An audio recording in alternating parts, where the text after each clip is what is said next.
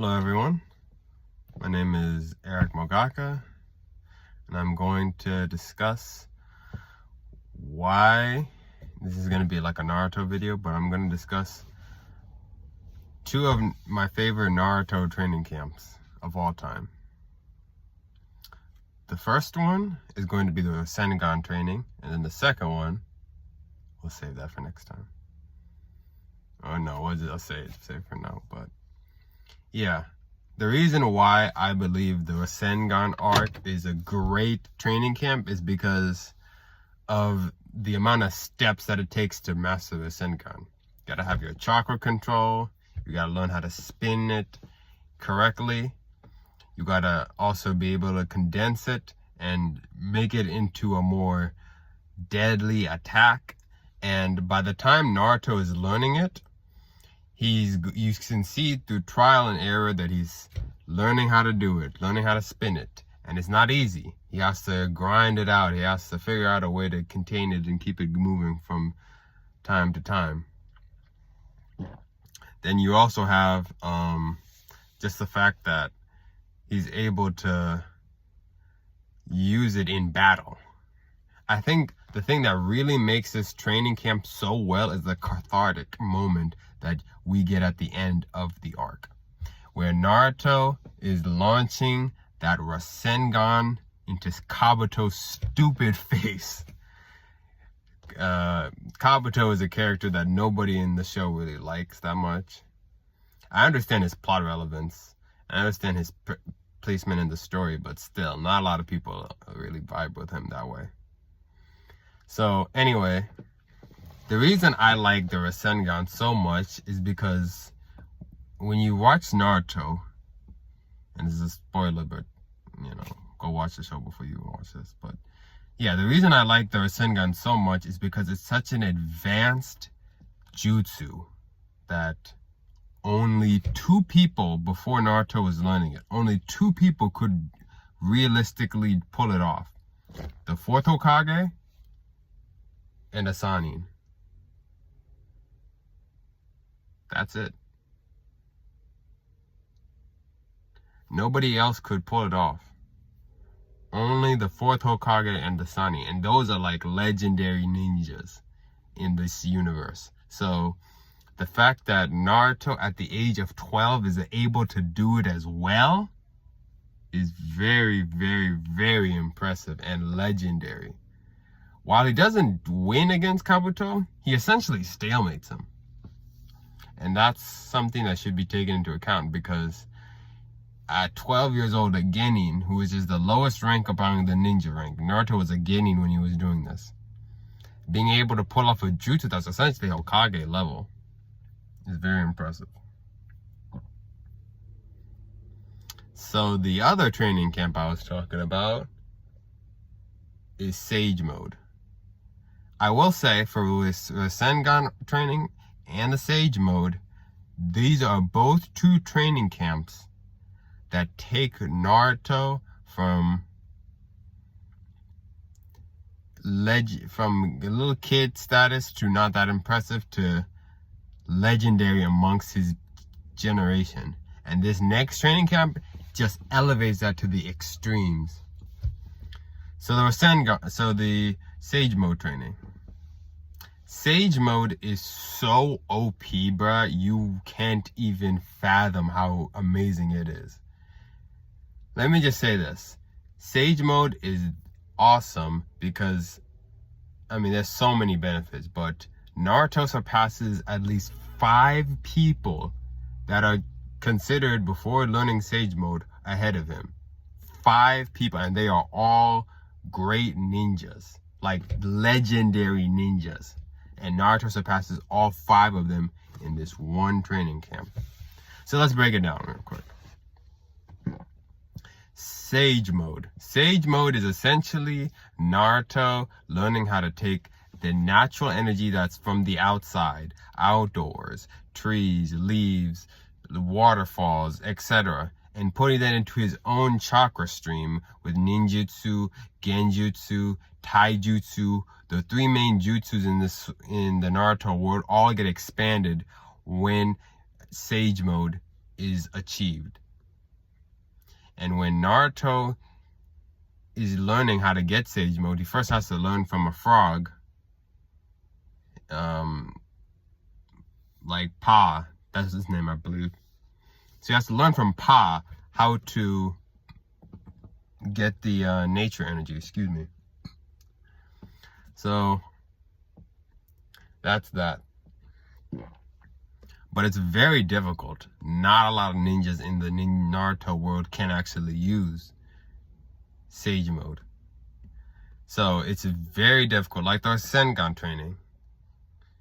But Naruto figures out how to get Sage Mode through trial and error.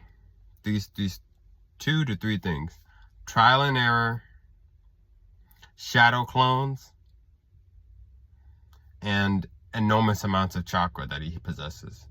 You need to have enormous amounts of chakra to get Sage Mode. So Sage Mode can't be achieved by anybody. It's really tough to get. You need to have an enormous amount of chakra, otherwise the nature energy will be able to take control of you.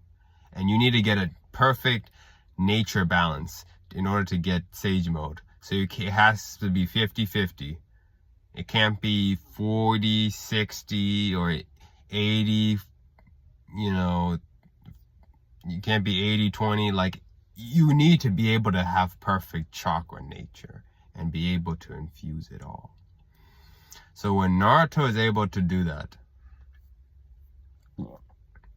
he essentially is balancing it all out and is able to achieve Sage Mode without any frog features. Because if you have any misbalance in Sage energy, your features will start turning into that of a frog,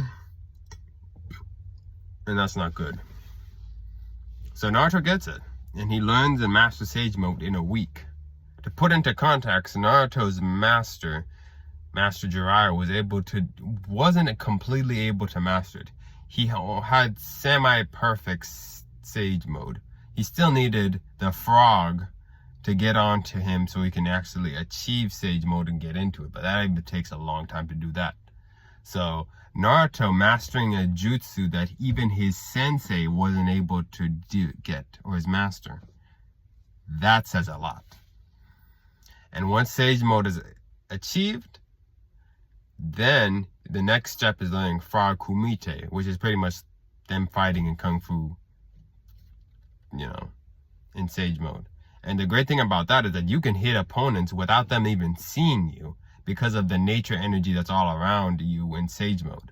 So you can hit them with a boom, boom, like an attack that they can't see, which is amazing and really puts them off guard.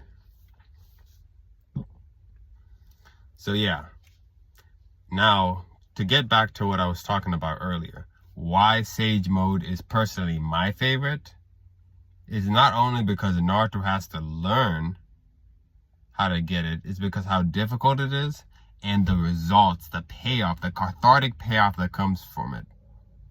Naruto arrives in the village to face Pain, who is an enemy of the Leaf Village, it's his home village, and is able to destroy bits and pieces of him bit by bit. No question whatsoever. He is able to take down paths of Pain without anybody's help in the village. By himself. He protects his current Hokage, whose name is Tsunade, able to protect her when she can't protect himself. And the reason Sage Mode is just so OP is because of the amount of people Naruto surpasses. Naruto in Sage Mode surpasses the Sannin, which in this universe are ninjas of legend, the 3 ninjas of legend of the Leaf Village. Naruto surpasses all of them. And mind you, each one of the Sannin are a Kage level fighter, which means that they could have realistically be chosen to be Hokage. Tsunade, who I was just talking about, is part of that 3 legendary trio, and she's the Hokage, and Naruto just surpassed her.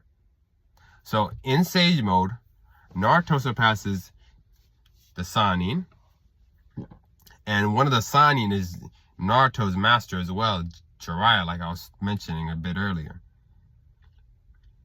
Naruto surpasses Jiraiya, Tsunade, Orochimaru, who is his rival Sasuke. He's also going to be mentioned in a sec.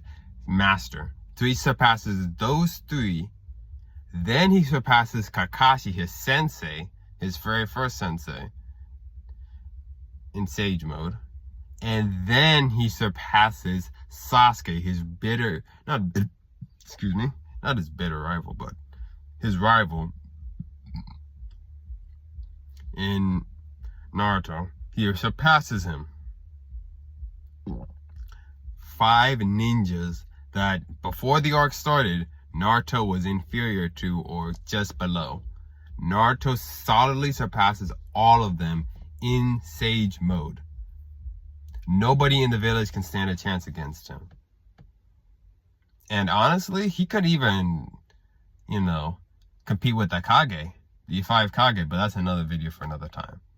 Anyway, I just wanted to highlight today how impactful and awesome Sage Mode really is. It was the first time Naruto went from an average shinobi that's able to somehow compete with a Jonin to being able to stand next to or surpass legends. He is in the legendary status when he reaches Sage Mode. So the next time, or if any time you want to watch Naruto and you want to learn about Sage Mode, now you have the video to go back to. Because Sage Mode is just that awesome. And sometimes Naruto uses it to the best of his ability.